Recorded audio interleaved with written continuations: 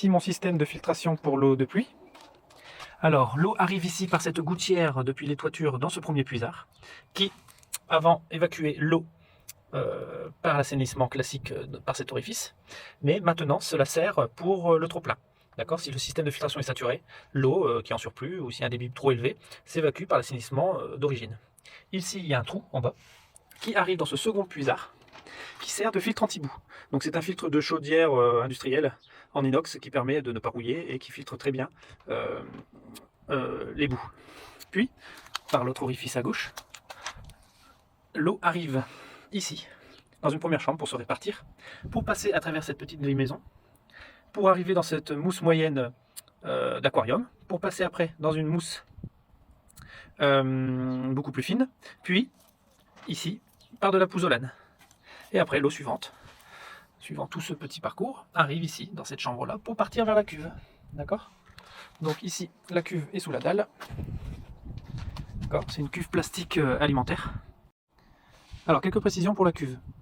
Là-bas, à côté de la cuve, il y a un petit trop-plein, avec un petit siphon, une petite boucle, qui envoie l'eau vers le massif de fleurs qui est un peu plus loin au bout de la terrasse, quand il y a un niveau trop élevé.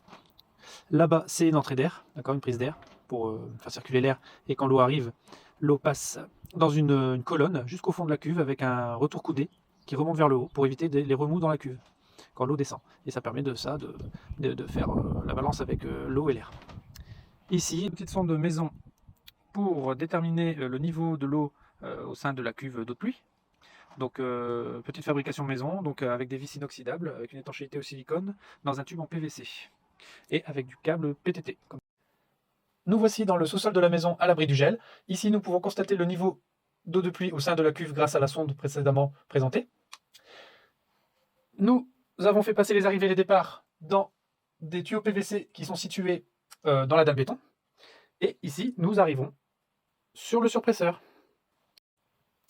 Alors ici, nous avons l'eau de pluie qui arrive par ce tuyau sans pression dans le surpresseur, en passant par ce petit préfiltre qui est tout en propre pour moi parce que mon eau de pluie est très bien filtrée dès le départ. Ce surpresseur-là met en pression l'eau de pluie à un maximum de 4 bars, avec une réserve d'eau en dessous, afin d'éviter qu'il démarre trop souvent.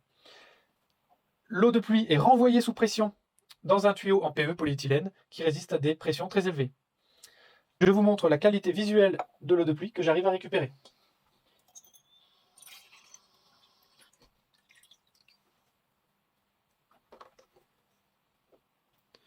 Alors une eau très cristalline, mais qui comporte des polluants, des bactéries et aussi, par exemple, des métaux lourds. Alors pour un usage en extérieur pour le jardin, c'est une eau cristalline de très bonne qualité. Mais pour un usage intérieur au sein du foyer, par exemple pour les machines à laver ou pour les toilettes, il faudrait rajouter un filtre à sédiments et, si vous voulez pousser encore plus loin, un filtre UV pour tuer toutes les bactéries.